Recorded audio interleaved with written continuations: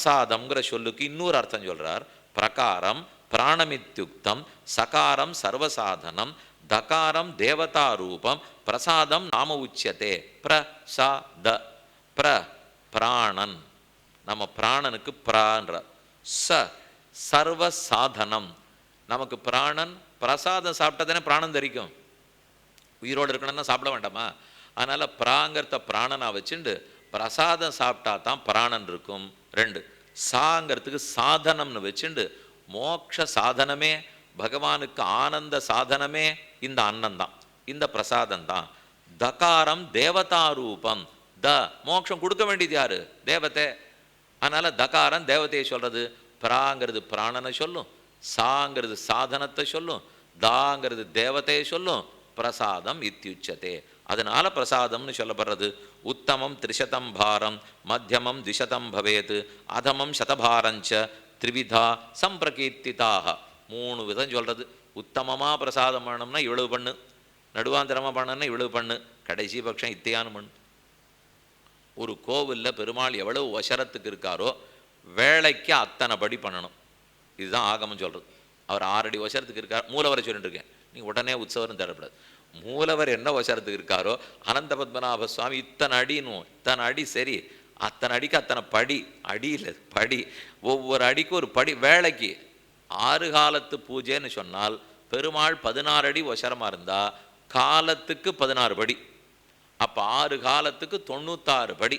16 சுவாமி வாங்கிக்கிறது யார் சுவாமி? நீ ஏதோ படிக்கணக்கெல்லாம் நல்லா தான் சொல்லியிருந்தார். அத்தனை சிப்பந்திகள் கோவிலில் இருக்கணும்னு அர்த்தம். அத்தனை பேருக்கு அந்த பிரசாதத்தை பிரித்து கொடுக்கணும்னு அர்த்தம். அது இங்கே சொல்லுகிறார். பிரசாதம்னா விஷ்ணோர் நிவேதித்தம் சுத்தம், பாவனானாஞ்ச பாவனம், பிராபணம் துர்லபம் போஜ்யம், நத்தியாஜ்யம் சியாத் கதாச்சன. பிரசாதம் கிடைக்கிற வாய்ப்பு இருந்ததுன்னா நான் வீட்டுக்கு போகணுன்னு கிளம்பாதேங்கிறார். அங்கே கிடைக்க போகிறதுன்னா அது சத்தகுணம் வளரத்துக்கு வழி, நின்று இருந்து வாங்கி சாப்பிட்டுட்டு வா. எப்போ பிரசாதம்னு கேளு. இந்த பிரசாதம்னு கேட்கும்போது கடையில் இருக்கிற பிரசாதத்தின் இடத்துல ஜாகிரதையாக இருக்கும். இப்போ ஒவ்வொரு கோயில்லையும் பெரிய கடையெல்லாம் திறந்து வச்சு அங்கே 100கணக்கானபடி என்னென்னமோ பிரசாதம். இப்போ உற்சவம், அத்தியான உற்சவம் வரும் பாருங்க, இங்கே பார்த்தா அங்கே பார்த்தா வெளியிலலாம் போக வேண்டாம், அங்கேயே நல்லா இருக்கும் போல் இருக்கு. என்னால் அது பெருமாளுக்கு கண்டொருள பண்ணப்படுவதாங்கிறது கேள்விக்குறி. அது எது அவர் பிரசாதமாக அனுகிரகிச்சிருக்காரோ, அவள் கேட்டால் என்ன சொல்வாள்னால் அது உள்ளே எல்லாத்தையும் தூக்கின்னு போக முடியாது, ஆனால் பக்கத்தில் வேற பெருமாள் வச்சு நாங்கள் பண்ணித்தான் கொடுத்துருவோம், அதை நீங்கள் தான் விசாரிச்சுக்கணும். அது அந்த பெரிய தெய்வத்துக்கு போச்சா போய் வாங்கிக்கிறோமா தெரியாது.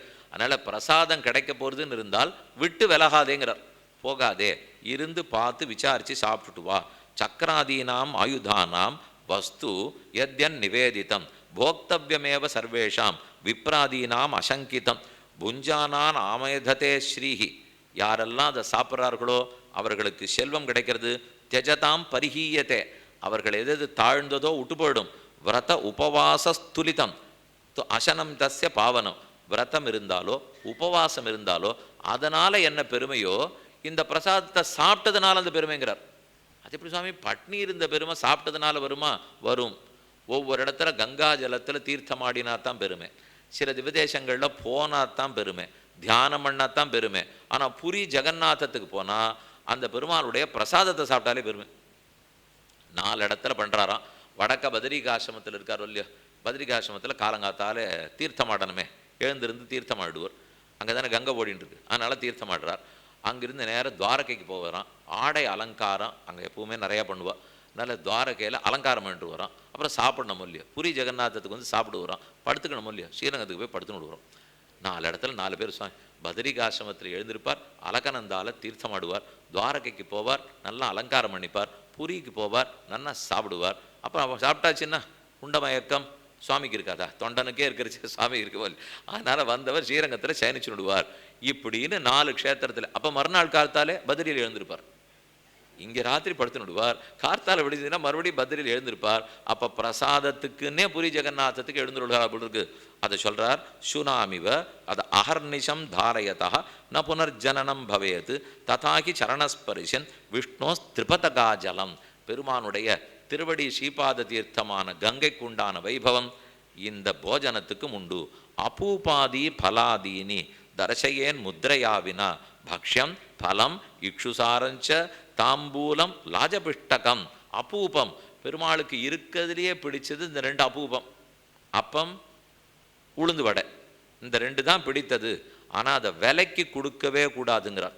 அப்படின்னா இன்ன விலை கொடு, நான் பிரசாதம் தரேன்னு சொல்லக்கூடாதான். மத்தீர்த்தம் மத் பிரசாதஞ்ச, என்னுடைய தீர்த்தத்தையோ என் பிரசாதத்தையோ தத்வாயோ யாச்சையே தனம், இதை கொடுத்து விட்டு அதுக்கு பதிலுக்கு எனக்கு பணம் கொடுன்னு அவன் கேட்கக்கூடாது. கொடுத்துருக்கலாம், அவராக கொடுத்தது என்னமோ வாங்கி கொள்ளலாம், அப்படி செய்யக்கூடாது. சஜீவேனைவ சர்வைகி மாந்திரு விக்ரயி ஸ்வபாரியா விக்ரயி செய்வ சயாதி நரகம் துருவம், அப்படி இருக்கிறவர் நரகத்தை தான் போய் அடைகிறார், அதனால் செய்யாதேன்னு சொன்னார். தனுர்மாசம் இப்போ அடுத்த மாதம் வந்துடுமா, அந்த மாதம் முழுக்க கார்த்தால வெள்ள பொங்கல் பண்ணி சாப்பிட்றது தனி சிறப்பு சொல்லியிருக்கு. நம்ம கொண்டே இருப்போம், தனுர்மாச பொங்கல் தனுர்மாச பொங்கல்னா 5 மணிக்கு போனால் சுட சுட கொடுக்குறாளே சுவாமி, இது என்ன சமாச்சாரம்? ஏன் மற்ற நாள்லாம் பொங்கல் பிரயோஜனம் இல்லையா? அன்னைக்கு தானா? அதுக்குன்னு பிரமாணமே இருக்குது.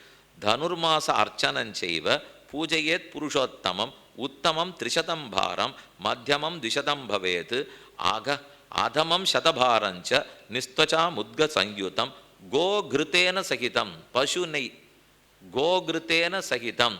பொங்கலில் நெய்யை விட்டு ஒருத்தர் பண்ணார். அந்த சுவாமி வேடிக்கையாக கேட்டார், சுவாமி இது நெய் விட்ட பொங்கலா நெய்யை விட்ட பொங்கலா?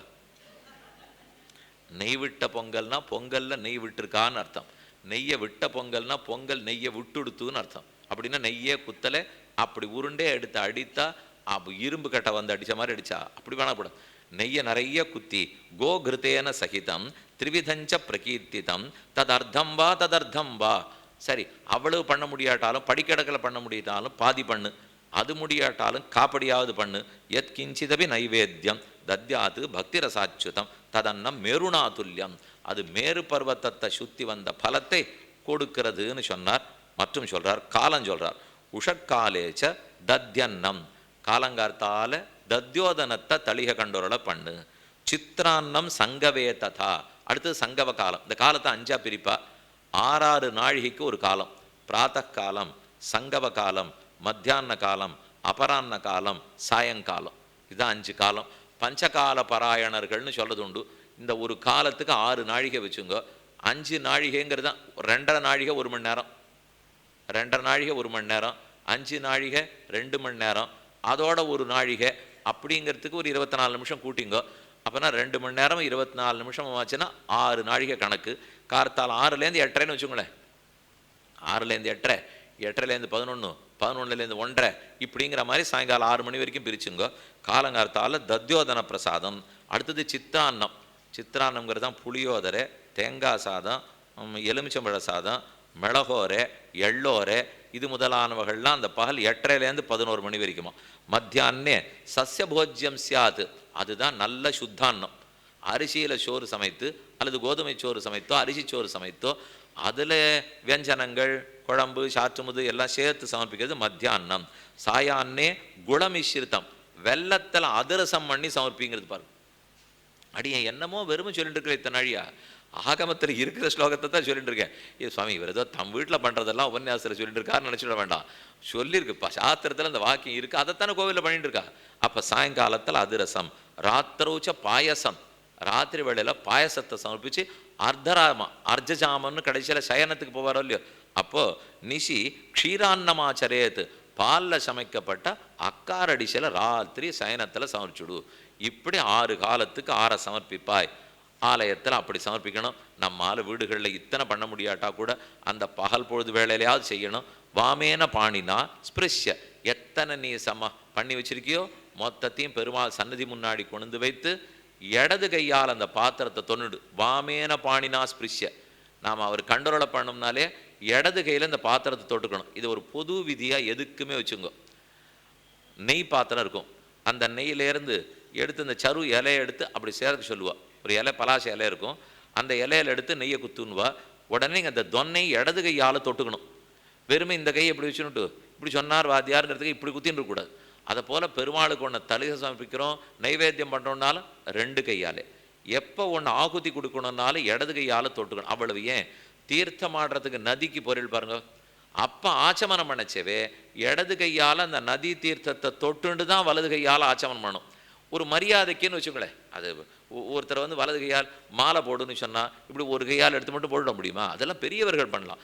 நம்ம ஆட்டம் இருக்கக்கூடியவர்களாக இருந்தால் தொட்டுண்டு செய்கிறோம் இல்லையோ, அதை போலத்தான் இடது கையால் இந்த பிரசாதத்தை தொட்டுக்கோ, வலது கையால் இப்படி கிராச முத்திரையை வைத்துக்கொண்டு இந்த முத்திரையோடு அவருக்கு கண்டுரள பண்ணு.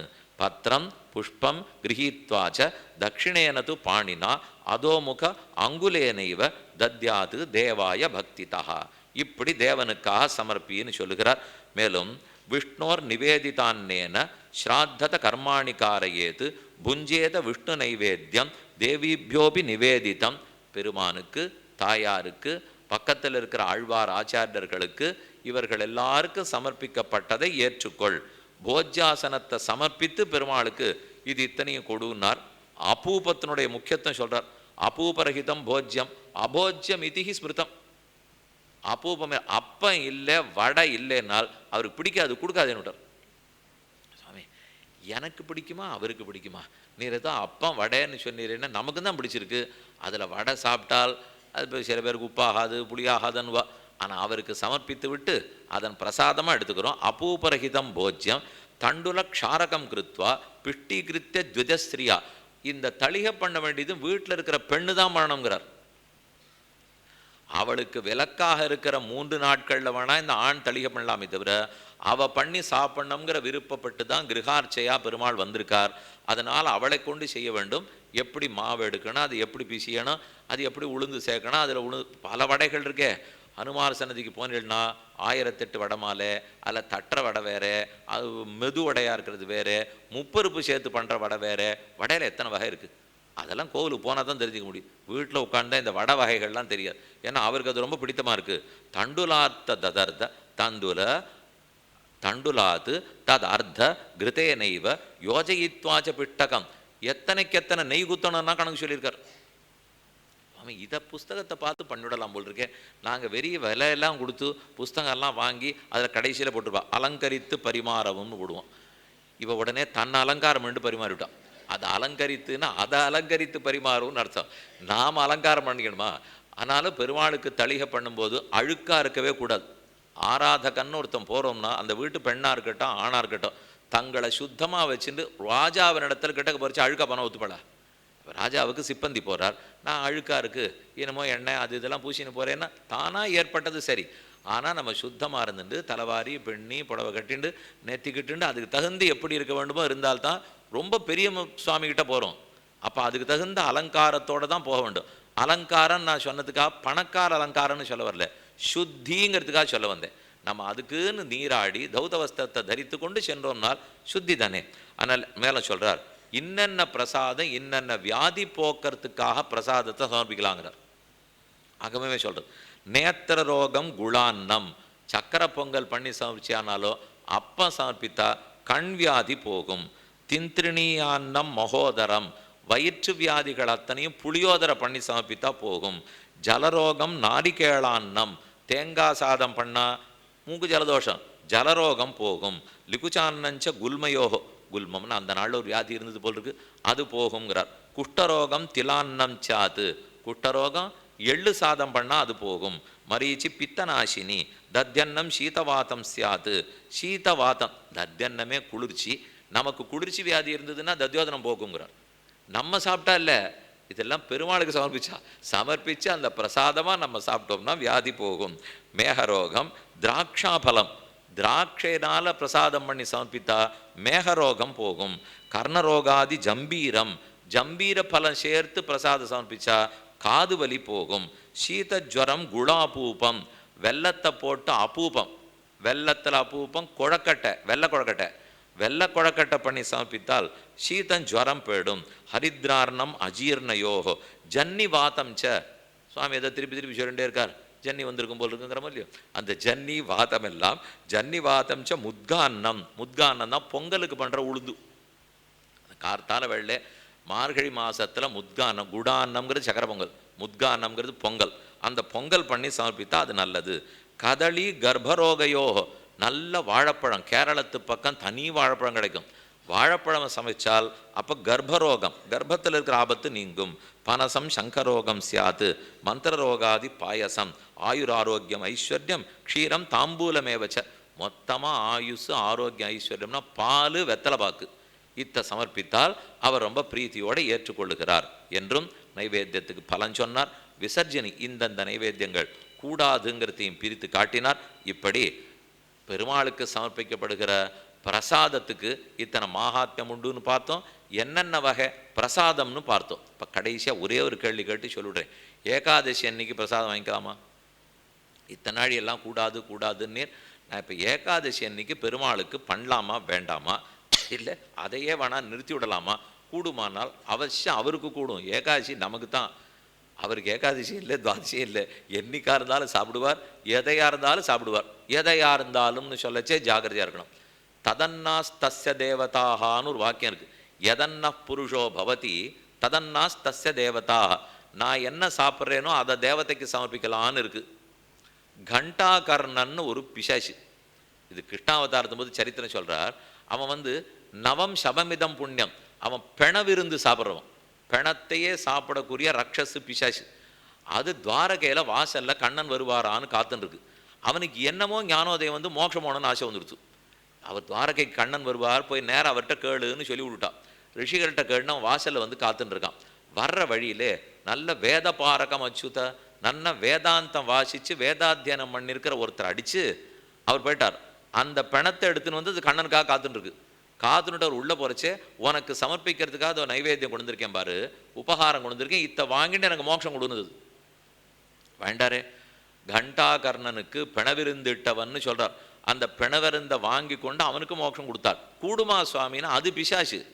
பிசாசுக்கு எது அன்னமோ அத்தை கொடுத்தால் ஏற்றுக்கொள்ள போகிறார். அதை நான் சாப்பிடலாமான்னா கிடையாது. எனக்கு எது ஒத்துக்கொள்ளப்பட்டிருக்கிறதோ அதை நான் சாப்பிடலாமான்னு பார்த்துட்டு தர்மசாஸ்திரத்தின்படி உண்டுன்னா ததன்னா தச்ச தேவதாக அதை சமர்ப்பித்தா பெருமாள் ஏற்றுக்கொள்வார்.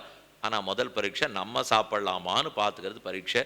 லட்சணம் வெங்காயம் கூடாது, உள்ளி பூண்டு கூடாது, நிறைய ஆங்கில காய்கறிகள்லாம் கூடாது. அப்போ நான் சாப்பிடலாமா வேண்டாமா சுவாமினால்? நிறைய இருக்குது சாப்பிட்றதுக்கு, ஒன்றும் குறவே இல்லை.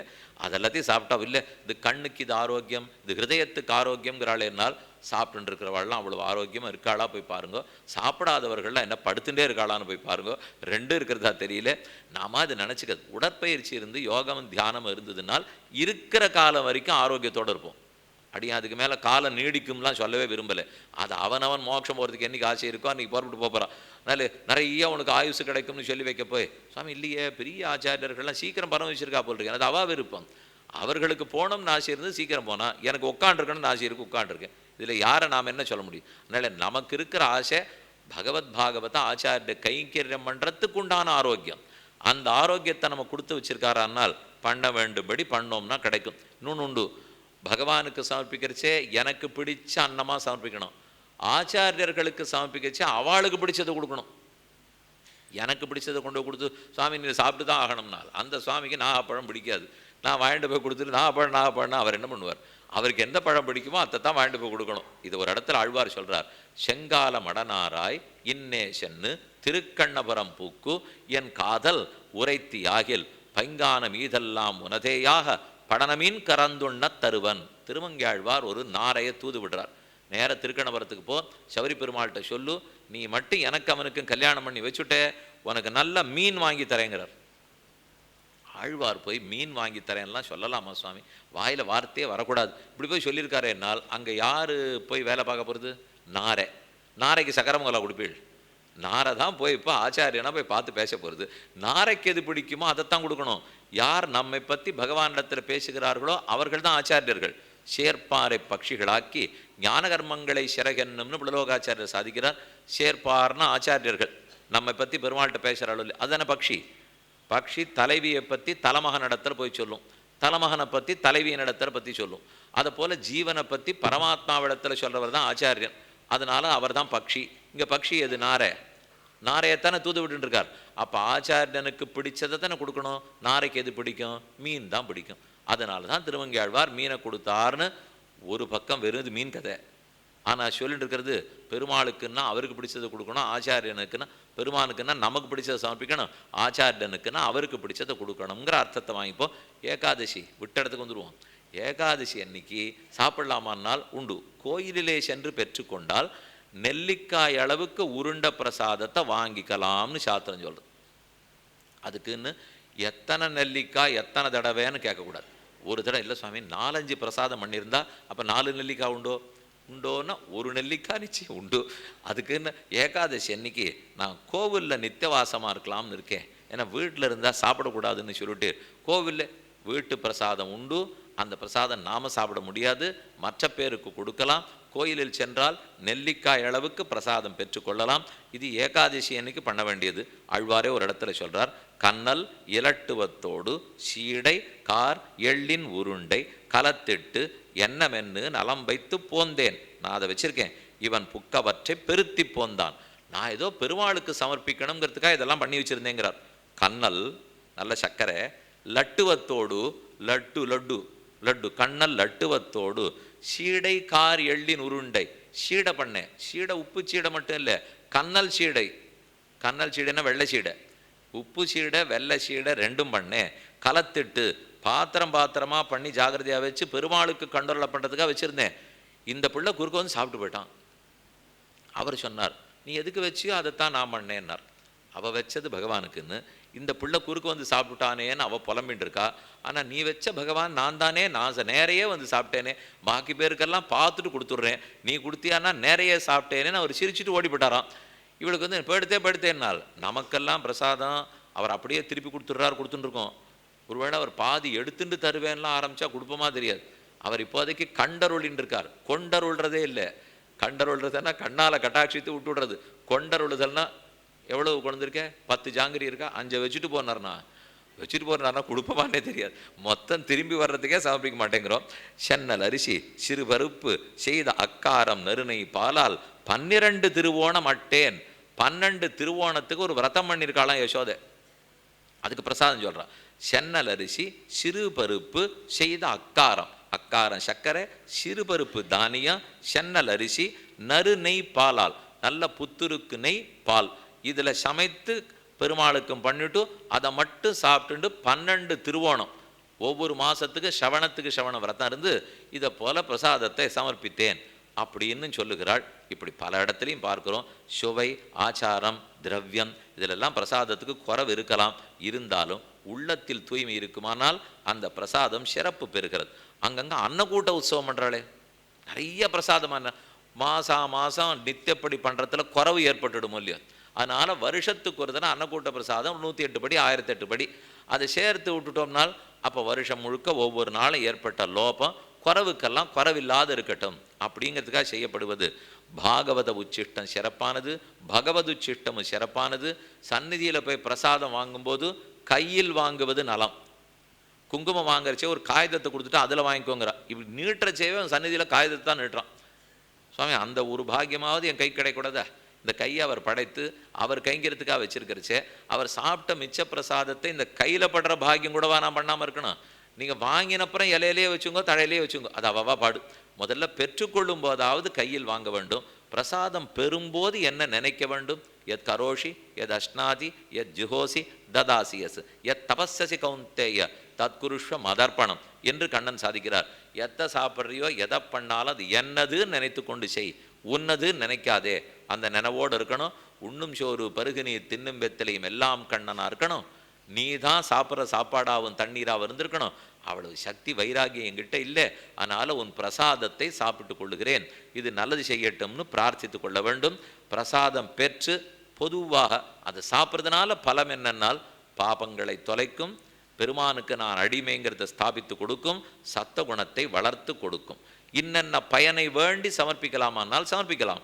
இப்போ இந்தந்த ரோகநாசனெல்லாம் சொல்லப்பட்டிருக்கு, சமர்ப்பிக்கலாம். எந்த கோவிலில் எந்த பிரசாதத்துக்கு சிறப்புனால் ஸ்ரீமுஷ்ணத்தில் கோரக்கிழங்க வச்சு முத்தக்காசுன்னு ஒரு பிரசாதம் பண்ணுறா. மேலக்கோட்டையில் போனில்னால் துணித்தேங்குழல் இப்படி தொண்டையில் போட்டால் சகப்பு தொண்டையாக இருந்ததுன்னா அது உள்ளே போகிறது தெரியும், அவ்வளோ நல்லா இருக்கும். அப்படின்னா ஒரு 10 தேங்குழலை உள்ளே போட்டுட்டே இருந்தீங்கனாலும் போயிட்டே இருக்கும், நிற்கவே நிற்காது. அது 150 200 என்ன கேட்க வேண்டாம், ஆனால் நல்லா சாப்பிடலாம். மேல்கோட்டையில் அந்த பிரசாதம், காஞ்சிபுரத்தில் இட்லி பிரசாதம், ஸ்ரீரங்கத்தில் உருப்படி செல்வரப்பம்னு ஒன்று பண்ணுறா. பத்தியனோத்சவம் வந்தால் கடைசி நாள் அன்றைக்கி ஆழ்வார் திருவடி தொடல் 1102 உருப்படி செல்வரப்பம் பண்ணுவா. அது வேடிக்கையாக சொல்கிறது உண்டு. அந்த உருப்படி ஒன்று எடுத்து வாயில் போட்டுன்னா பல்லு உருப்படியாக இருக்காது. அது எவ்வளவு கெட்டியாக இருக்குது தெரியுமா? அது எப்படி தான் பண்ணுவாளோ, அதை உடைக்கவும் முடியாது. பல்லால் கடிச்சோன்னா பல்லு தெரித்து வெளியில் வந்துடும். 1102 பிரசாதம். அத்தனை அன்றைக்கி ஒரு நாள் ராத்திரி திருவாய்மொழி 1102 பாட்டு. அதுக்கு நிகராக அத்தனையும் பெருமாள் அமுது செய்கிறார். காஞ்சிபுரத்துக்குன்னு இட்லி, திருவல்லிக்கேணி பக்கத்தில் இருக்கு சுவாமி, இது எங்கெங்கேயோ சொல்லிட்டு கேள்னார், சக்கரை பொங்கல் தான். அதனால் இன்னென்ன பிரசாதம் இன்னென்ன க்ஷேத்திரத்துக்குன்னு இருந்து காத்திருந்து பெற்றுக்கொண்டு வர வேண்டும். அன்னப்பிரசாதமாக இருக்க வேண்டுமா அல்லது பத்திரம் புஷ்பம் சமர்ப்பிக்கலாமானால் கோவிலில் அன்னப்பிரசாதம் பண்ணணும், நமக்கு கொடுக்கறது அதை கொடுக்கணும். நாம் உபகாரம் வாங்கிட்டு போகிறச்சே தான் பத்திரம் புஷ்பம் பலம் தோயம் இவற்றை பெற்று போகலாம். என்ன குறை இருந்தாலும் இறுதியில் காயேன வாச்சா மனசேந்திரியர்வா புத்தியாத்மனாவா பிரதே சுபாவாத் கரோமி யத்யது சகலம் பரஸ்மை நாராயணாயதி சமர்ப்பயாமின்னு சொல்லித்தான் சமர்ப்பிக்க வேண்டும். கடைசியாக பூரி ஜெகநாத க்ஷேத்திரம், அந்த க்ஷேத்திரத்திலே பெருமானுக்கு பிரசாதம் நிறைய சமர்ப்பிக்கப்படுறதுன்னு சொல்லியிருந்தேன். அது ஏன் அவ்வளவு பிரசாதமாச்சு? அந்த ஜெகநாதருடைய பிரசாதம் ஒருத்தருக்குமே கிடைக்காததான் இருந்தது. ஒரு நாள் மகாலட்சுமி தேவியின் இடத்துல நாரதர் வேண்டி கொஞ்சம் பிரசாதம் வாங்கி கொடுமேன்னார். ஒரு துளி பிரசாதத்தை நாரதர் கொடுத்தார். அது ஜகத்திலே இல்லாத சுவையோடு இருந்துதான். அவருக்கு ஒரே ஆனந்த கூத்து. அது எனக்கு வேணும். பக்கத்தில் பரமசிவனார் இருந்தார். அது என்ன நானும் பார்க்கணுமே. அவர் தாண்டவம் ஆடினார், தாங்கலை. பார்வதி தேவிக்கு சாப்பிடணும்னு ஆசை, ஆனால் அதுக்குள்ளே பிரசாதம் தீர்ந்து போடுது. அப்போ தான் அவள் சபித்தாள்னா ரொம்ப நல்ல காரியம் பண்ணியிருக்கா. அவள் சொன்னது, இனிமே இந்த ஜெகநாத பெருமாள் பிரசாதம் ஒருத்தருக்காவது இல்லேன்னு ஆகாமல் அத்தனை பேருக்கும் கிடைக்கணும். இங்கேயே இருந்து சாப்பிட்றதுக்குன்னே நீர் இருக்கணும்னால். அதனால தான் மற்ற இடங்களுக்கெல்லாம் போனால் பகவானை தியானித்தா மோட்சம், சங்கீர்த்தனம் பண்ணால் மோட்சம், தீர்த்தத்தில் தீர்த்தமாடினா மோட்சம். ஆனால் புரி ஜெகநாதத்தில் பிரசாதத்தை சாப்பிட்டாலே முக்தி. அவ்வளவு சிறப்பு. புரியில் பிரசாதத்தை வாங்கிக்கிறோம்னால் அதுக்குன்னு சில விதிமுறைகள் வச்சுருக்கா. பூமியில் உட்காண்டு தான் சாப்பிடணும். நின்றுண்டோ நாற்காலியில் உட்காண்டோ பிரசாதத்தை கொடுக்க மாட்டான். பூமியில் உட்கார்ந்து பூஸ்பரிசத்தோடு சாப்பிடணும். விநியோகம் பண்ணுறதுக்கு கரண்டி முதலானவை கிடையாது. கைகளால் தான் விநியோகம் பண்ணணும், கையில் தான் வாங்கணும். இலை வேணும்னா வச்சுக்கலாம், உபயோகப்படுத்தலாம். ஜெகநாதரை நினச்சிண்டு தான் சாப்பிடணும். ஒரு இடத்த விட்டு எடுத்து போய் இன்னொரு இடத்துல சாப்பிடக்கூடாது. அந்த க்ஷேத்திரத்துக்குள்ளே தான் சாப்பிடணும். சாப்பிட்டுட்டு வாயை கொப்பளிப்போமா, அப்போ முதல் ஜலம் வாயை கொப்பளிக்கிறது உள்ளே தான் முழுங்கணும், வெளியில் கொப்பளிக்கூடாது. அப்படின்னா அந்த வாயில் ஓட்டின்னு இருக்கிற பிரசாதம் கூட கீழே போகக்கூடாதுன்னு அர்த்தம். அதனால தான் முதல் தரம் வாயை கொப்பளிக்கிறத உள்ளே சாப்பிட்டுடு, ரெண்டாம் தரம் கொப்பளிக்கிறதுலேருந்து வெளியில் கொப்பளிச்சுக்கோன்னு சொல்கிறா. சாப்பிட்ட இடத்த கைகளால் தான் சுத்தம் பண்ணணும். நீண்ட குச்சியை வைத்துக்கொண்டு இடுப்பே வளையாமல் அப்படி நம்ம நர்த்தனமாக சுத்தம் பண்ணிருக்கோமோ இல்லையோ, அப்படிலாம் பண்ண விட மாட்டான். நாம தான் இடுப்பு குறிஞ்சு நம்ம தான் கையால் தான் சுத்தம் பண்ணணும். இந்த மகா பிரசாதத்தை எப்படி தளிகை பண்ணுறாள்னால் 3 அடிக்கு 4 அடி, 3க்கு 4 இந்த அளவு கொண்ட 752 மண் அடுப்பு இருக்குது. 1 இல்லை 2 இல்லை, 752 மண் அடுப்புகள். அத்தனையுமே சட்டிப்பானையில் தான் பண்ணப்படுறது, பாத்திரமே கிடையாது. மொத்தம் புது புது சட்டிப்பானை. அங்கேருந்து ஒரு 20 படி 20 அடி கீழே இறங்கினா பெரிய குளம் இருக்குது. அந்த குளத்துலேருந்து தீர்த்தம் கொண்டு போய் கொட்டுறதுக்கு 12 பேர் இருக்கா. இத்தனை பிரசாதம் ஏற்றி ஒரு நாளைக்கு 2000 படி பிரசாதம். 70 சுவாமிகள் இந்த பிரசாதத்தை மூங்கில்ல கட்டுறா. இப்படி நீளமாக கோவில் வார ஏழை பண்ணிட்டு போகிற மாதிரி தோளில் வச்சுருந்து அந்த மூங்கில்ல 2 பக்கம் இப்படி உரி தொங்குறது. அந்த உரியில் சட்டிப்பானை இப்படி அடுக்கிக்கிறா. பண்ணை இடத்துலேருந்து மொத்தத்தையும் மகாமண்டபம் பெருமாள் வைக்கிறா. ஒரு நாளைக்கு 6 தரம் 8 தரம் 10 தரம் அத்தனையும் பண்டாரத்துக்கு போகிறது. எல்லாரும் அந்த பிரசாதத்தை வாழ்ண்டே இருக்கா. காய்கறி திருத்தி ஜலம் கொண்டு கொடுத்து மொத்தத்துக்கு 400 பேர் சிப்பந்திகள். மடப்பள்ளி ஒத்தர் இல்லை, 400 பேர் இத்தனை செய்கிறா. உதவியாளர்கள் முக்கிய கைங்கரிப்பரால் 400 பேர், அதுக்கு கூட இருக்கிற உதவியாளர்கள் 400 பேர். பல பல படிகள் நித்தியமே சாப்பிட்றார். 56 வகை பிரசாதம், சப்பன் போகுன்னு பேர். 56 பிரசாதம். அதிலே 9 வகையான சித்தான்னம், அதாவது புளியோதரை, பொங்கல், தத்தியோனம், தேங்காய் சாதம், புளியமதாரம் அப்படி இருக்கிறது 9 வகை. 14 வகை கரியமுது கூட்டு, 9 வகையான பால் பாயசம். பால் பாயசத்திலே 9 வகை, 9 வகை பால் பாயசம், 11 வகை இனிப்பு, 13 வகையான திருப்பணியாரங்கள். இது போகத்தினுடைய பேர் இருக்கு.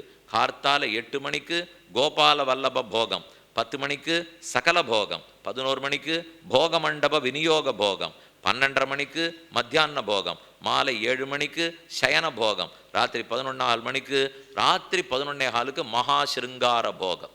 அத்தோட கார்த்தாலே இந்த ராத்திரி வரைக்கும் அனைத்தையும் பிரசாதத்தை உட்கொண்டு அவரை எடுத்துன்னு போகிறார். அகம் கோவர்தனோஸ்மின்னு சொன்னார். மொத்த பிரசாதத்தையும் கோவர்தனத்துக்கு அட்டுக்கு விஷோத்து பருப்பதவும் தயிர்வாவி நெய் அலரும் பொட்டத்துத்து அடங்கத்துத்துன்னு பெரியாழ்வார் பாசுரம் பண்ணார். அது அத்தனை அவர் அமுது செய்துவிட்டு பக்தர்களுக்கு பிரசாதமாக கொடுத்து கொண்டிருக்கிறார். பிரசாதம் என்றால் மனத்தெளிவு. அவனுடைய பிரசாதமாகிற அருளை பிரசாதமாகிற நைவேத்தியத்தின் மூலம் பெற பிரசாதமாகிற மனத்தெளிவு நமக்கு ஏற்படட்டும் என்று பிரார்த்தித்து கொண்டு தீர்த்த மகாத்மியம், துளசி மகாத்மியம், பிரசாத மகாத்மியம் அனுபவிக்கக்கூடிய பாக்கியம் கிட்டிற்று. கொடுத்த எம்பெருமானுடைய திருவடிகளுக்கு பல்லாண்டு பல்லாண்டு பல்லாண்டு.